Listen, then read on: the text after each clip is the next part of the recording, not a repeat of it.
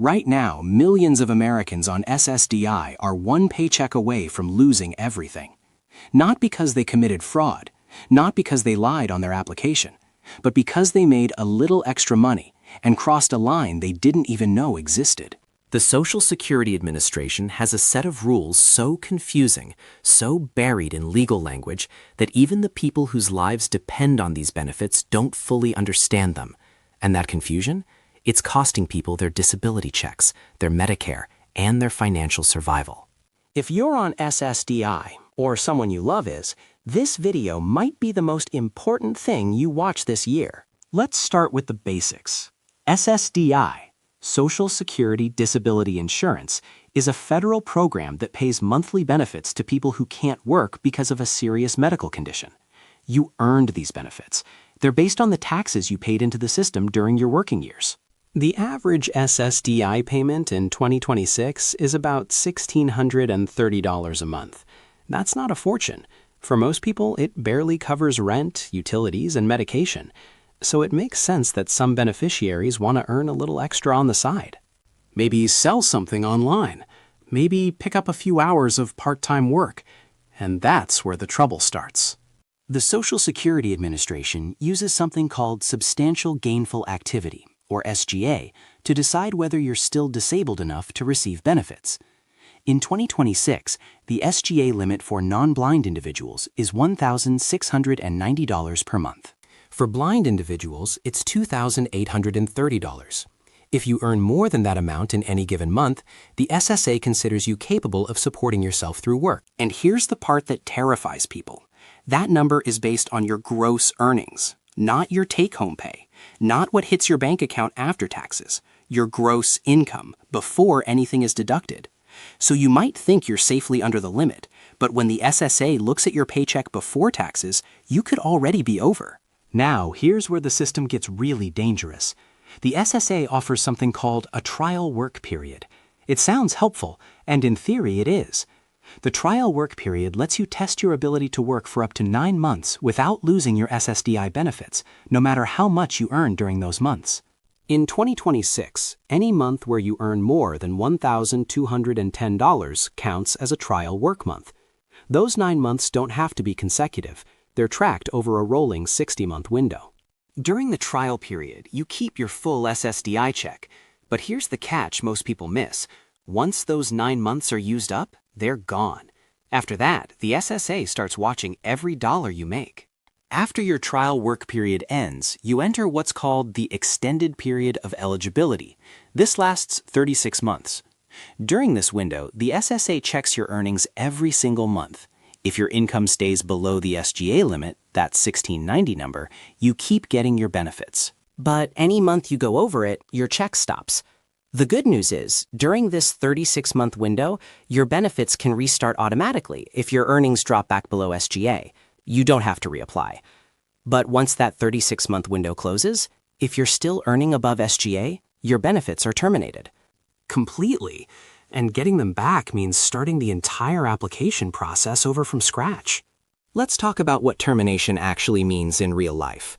It's not just losing a monthly check. When your SSDI benefits end, your Medicare coverage is also at risk. Most SSDI recipients get Medicare after a 24-month waiting period. Lose your SSDI, and that Medicare clock can stop ticking, or your coverage can eventually end. For someone with a serious disability who depends on medications, specialists, and ongoing treatment, losing Medicare is not an inconvenience. It's a medical emergency. And here's the painful irony. Many people who lose their benefits were trying to do the right thing. They wanted to contribute. They wanted to feel productive. But the system punished them for it. One of the scariest things that can happen to an SSDI recipient is an overpayment notice. This is when the SSA determines they paid you benefits you weren't entitled to, and they want the money back. Overpayments can happen when you earn above SGA and the SSA doesn't catch it right away. Sometimes months or even years go by before they notice. And when they do, they send you a letter demanding repayment of every dollar they say you weren't supposed to receive. We're talking thousands, sometimes tens of thousands of dollars. The SSA can withhold your future benefits, garnish your tax refund, and even reduce your monthly check until the debt is repaid. For someone already barely surviving on $1,600 a month, an overpayment notice can be financially devastating. But there are ways to protect yourself, if you know the rules. The SSA allows something called impairment-related work expenses, or IRWEs. These are costs directly related to your disability that you need to pay in order to work. Things like specialized transportation, medical devices, medications you need to function at a job, or assistive technology. The cost of these expenses can be deducted from your gross earnings when the SSA calculates your SGA. So if you earn $1,800 a month but spend $200 on disability-related work expenses, the SSA might count your earnings as only $1,600, which puts you under the SGA limit. Knowing about IRWEs can literally be the difference between keeping and losing your benefits. Reporting is another area where people get into trouble. The SSA requires you to report any work activity, and that means any work activity, promptly. If you start a part-time job, pick up freelance work, or even help out at a family business, you're supposed to report it. Failing to report can trigger those overpayment notices we talked about.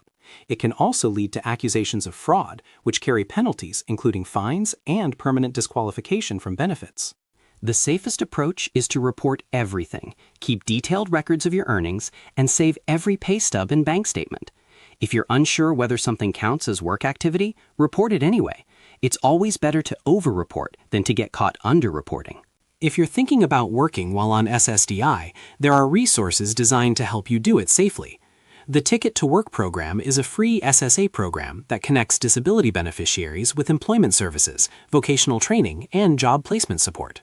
The program is voluntary, and using it does not trigger a medical review of your disability. There are also benefits planning query services, sometimes called BPQY, that give you a detailed snapshot of your benefit status so you know exactly where you stand before you take on any work. And disability attorneys or advocates can review your situation and help you navigate the rules before you accidentally cross a line. Here's what the system doesn't want you to understand.